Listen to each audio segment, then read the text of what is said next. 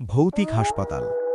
Denver state হাসপাতাল আমেরিকার Massachusetts অঙ্গরাজ্যের স্যালেম নগরীতে অবস্থিত ডেনভার স্টেট হাসপাতালটি ভৌতিক কর্মকাণ্ডের জন্য কুখ্যাতি অর্জন করেছে। এটি মূলত একটি মানসিক হাসপাতাল ছিল, যা 1879 সালে প্রতিষ্ঠিত হয়।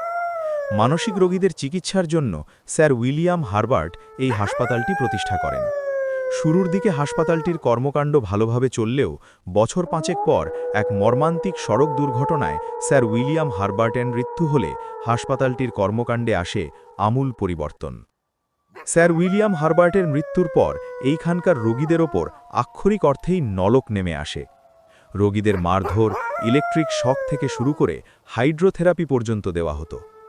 এরই ধারাবাহিকতায় 1885 সালে ব্রায়ান হ্যারিস নামক এক মানসিক রোগীর উচ্চ ইলেকট্রিক শকের দরুন মৃত্যু হয়। পরে তার লাশ অত্যন্ত গোপনীয়তার সাথে হাসপাতালেরই এক নির্জন জায়গায় কবর দেওয়া হয়। এই ঘটনার এক সপ্তাহের মাথায় হাসপাতাল কর্মী মাইক হ্যারিসের মৃত্যু হয়। তার মুন্ডুহীন লাশ হাসপাতালের পিছনের উঠানে আবিষ্কৃত হয়। এরও ঠিক এক সপ্তাহ পর হাসপাতালের ডাক্তার এফ হেনরির ঝুলন্ত লাশ পাওয়া যায় তারই কক্ষে। এই দুইজনই ছিলেন ব্রায়ান হ্যারিসের হত্যাকারী। তারা তাদের পৈশাচিক আনন্দ লাভের জন্য রোগীদের ওপর বিভিন্ন নির্যাতন চালাত। হতভাগ্য ব্রায়ান হ্যারিস ছিলেন তাদের সেই পৈশাচিক আনন্দের শিকার।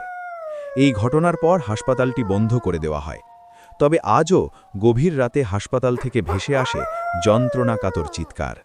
মাঝে মাঝে আলোর ঝলকানিও চোখে পড়ে। এখানকার নিরাপত্তা কর্মীরা মাঝে মাঝে ভারী পায়ে হেঁটে দেওয়ার আওয়াজও শুনতে পান। কেউ যদি হাসপাতালটি দেখতে চান, তবে তাদেরকে শুধু হাসপাতাল চত্বরেই প্রবেশ করতে দেওয়া হয়। কখনোই হাসপাতালটির ভিতরে প্রবেশ করতে দেওয়া হয় না।